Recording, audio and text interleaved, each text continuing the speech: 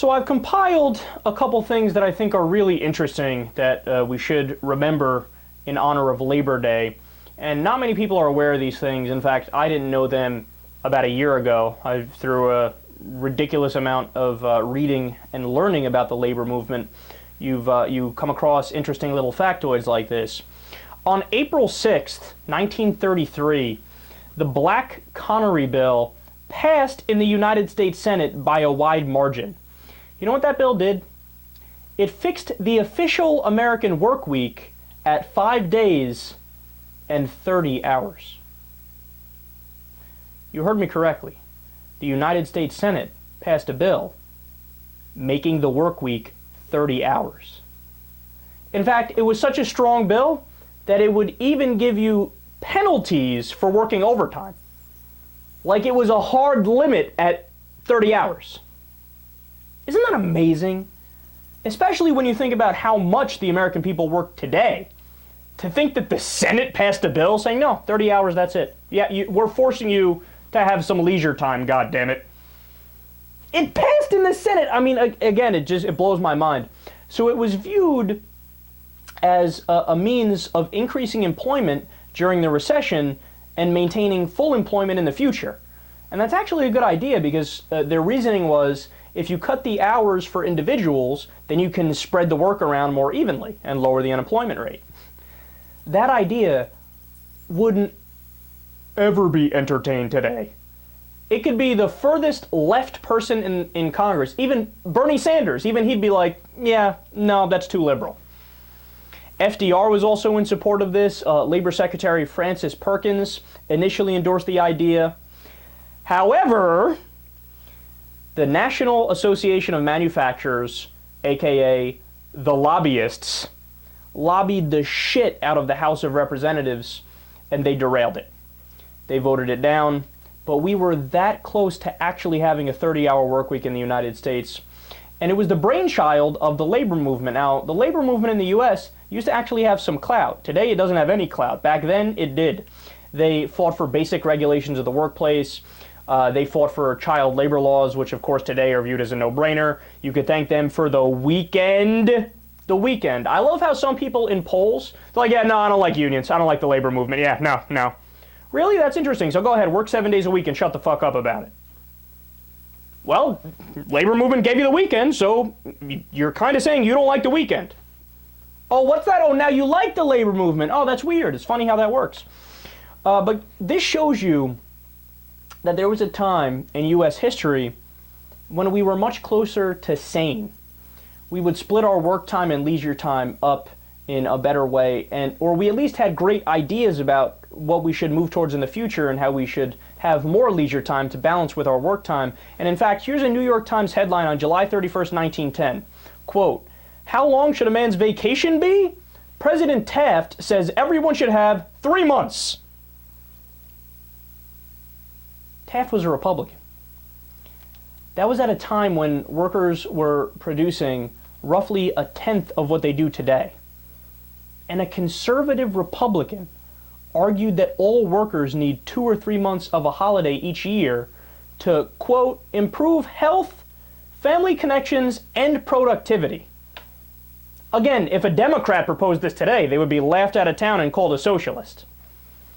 Now, the Economic Policy Institute and the Center for American Progress have done some great work on this, and they've been able to track the war on workers and the war on the middle class in the United States. So let's take a look at one video that explains this. This graph plots the importance of unions to shared prosperity and to a robust middle class. Early in the century, the share of the American workforce which belonged to a union, the blue line, was meager, barely 10% of the labor force. At the same time, inequality was stark. The share of national income going to the richest 10% of Americans, the red line, stood at nearly 40%. This gap widened in the 1920s, but in 1935 the New Deal granted workers basic collective bargaining rights. In the organizing drives of the late 1930s, union membership grew dramatically, followed by an equally dramatic decline in income inequality. This yielded an era of broadly shared prosperity, running from the 1940s into the 1970s. After that, however, unions came under attack, in the workplace, in the courts, and in public policy. As a result, union membership has fallen, and income inequality has worsened, reaching levels not seen since the 1920s. So it's very clear. As you can see, the stronger the unions are, the better the middle class does. Furthermore, let me put up another graph for you here. This shows you that as union membership rates decrease, middle class share of income shrinks, and the top 1% incomes explode. If you can see the different lines there, the green line is the top 1%. See how that increases. And then the red line and the blue line is union membership rate and middle class share of income. So the red and the blue are connected and go down, and then the green line goes up. So the 1% does better as the middle class struggles. So there are three factors that are consistent with the health of the middle class. Number one is unionization rates. The higher the unionization rates, the better the middle class does. Number two is the fairness of the tax system. The more progressive the tax system, the better the middle class does. And number three is the wealth of the top 1%. The more reasonable the top 1%'s share of the income is, the better the middle class does. So for example, in 1929, right before the Great Depression, the top 1% made 24% of the nation's income. So that's a tremendous number. It's incredibly disproportionate. The rest of us were fighting for the crumbs, essentially, right? Well, from roughly 1945 until about 1975, the golden age of economic expansion in the United States, the top 1% made anywhere between 8% of the nation's income and 12% of the nation's income. So things were more evenly distributed, and we had a middle class that was the envy of the world. Well, in 2008, after we had, a war on unions, war on the middle class, a tax system now that benefits just the rich and hurts the middle class and the poor, how much money did the top 1% make? We were right back to 24% of the nation's income going to the top 1%, the same as it was before the Great Depression.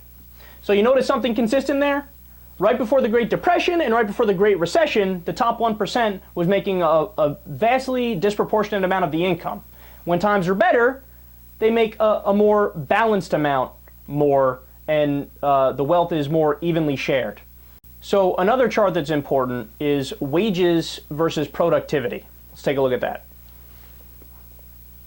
Now, what you see here is the productivity of the American people steadily climbing throughout our history.